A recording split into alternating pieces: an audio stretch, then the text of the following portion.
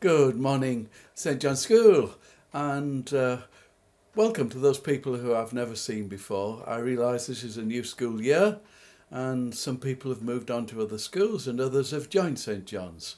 So that's why I say welcome, and I'll introduce myself. I'm Father John Barker.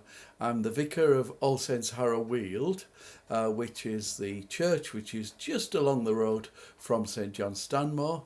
So I'm the neighbour of Matthew, your vicar, and Matthew and I work very closely together, and I'm very happy that sometimes I help with assemblies at St John's.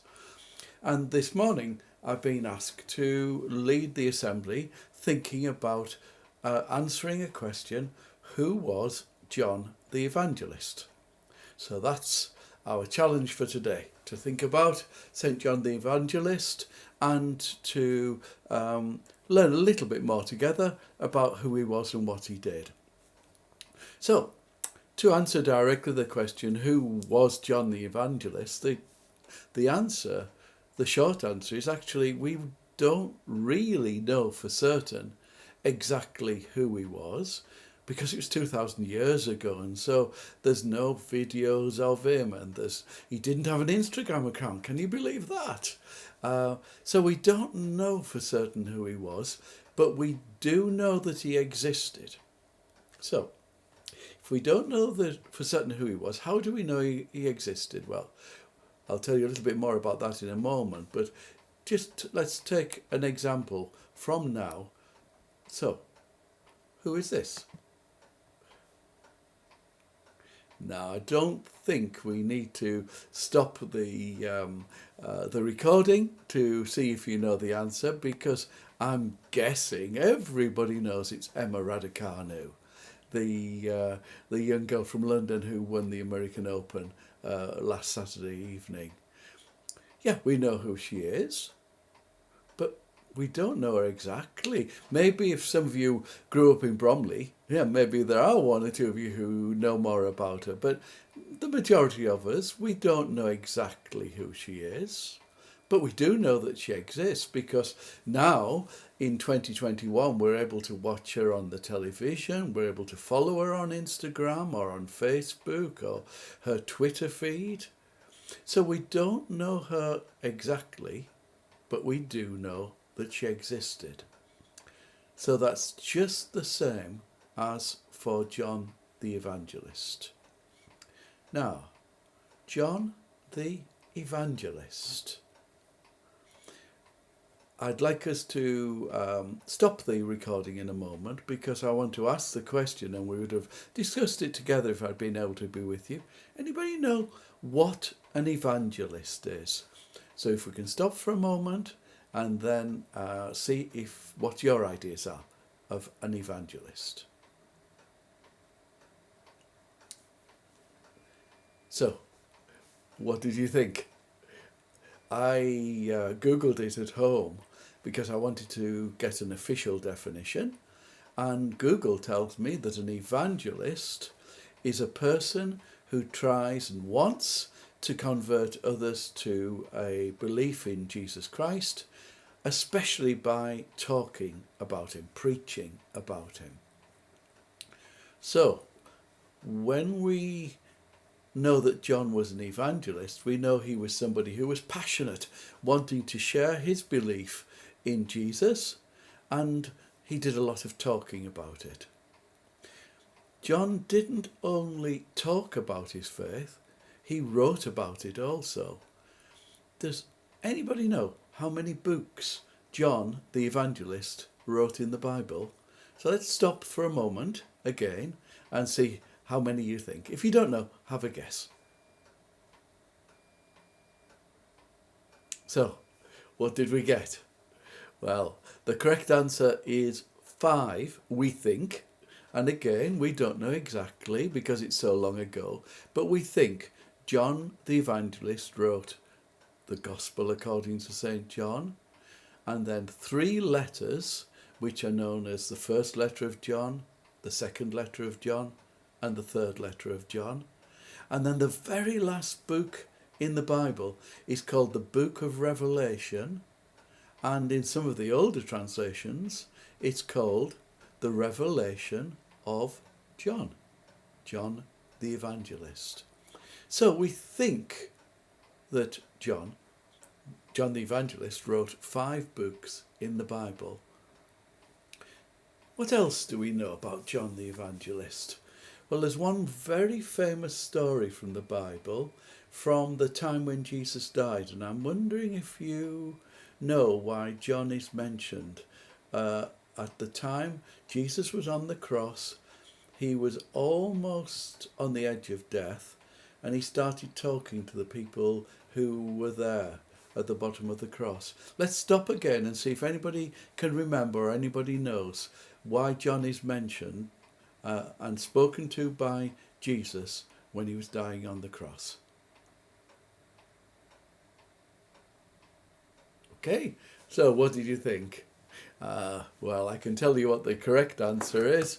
It was that when Jesus was dying, John the Evangelist was standing with the mother of Jesus, Mary, and Jesus saw how upset Mary was to see her son dying, and he said, "John, you look after Mary, you now have a new mother."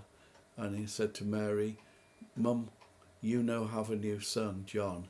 And we're told that from that moment on, John the Evangelist cared for Mary as if she was his mum.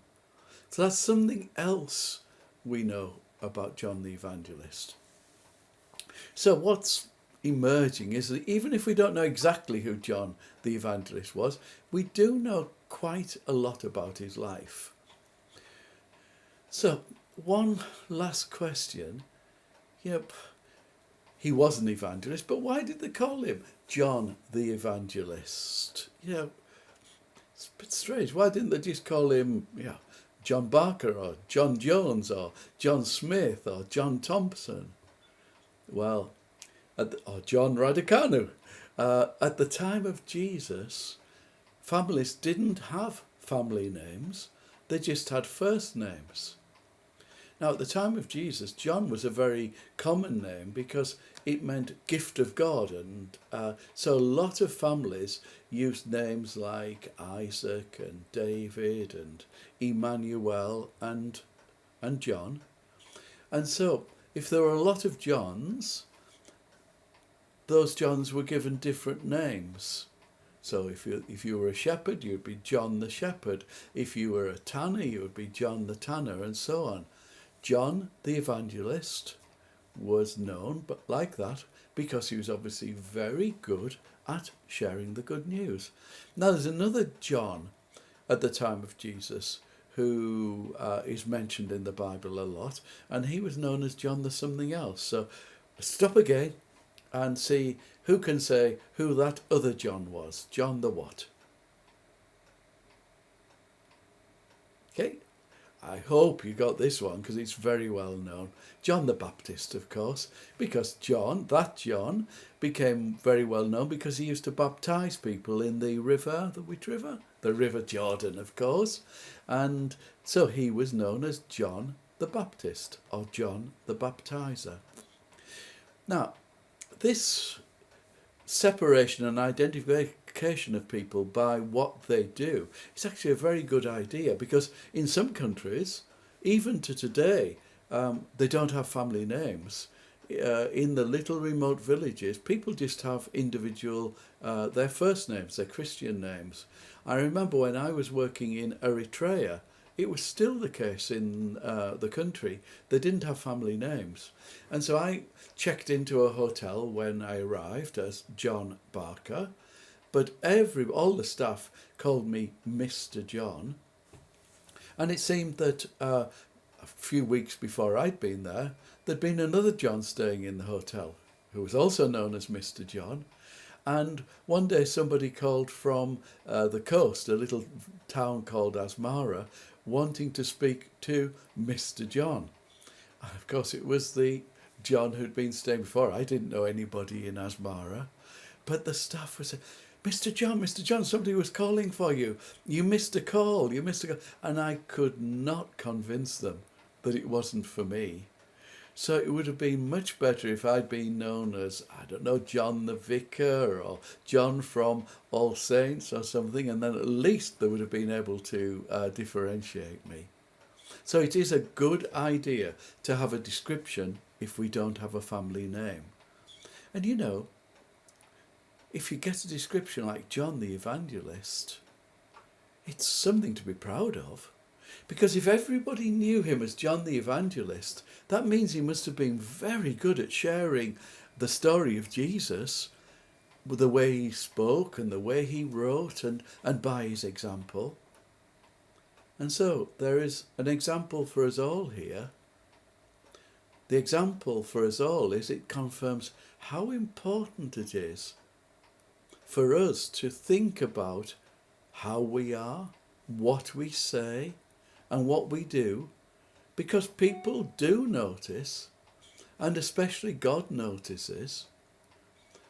So we will be remembered not just by our family name, whatever that may be. We will be remembered about how we are and what we do and what we say.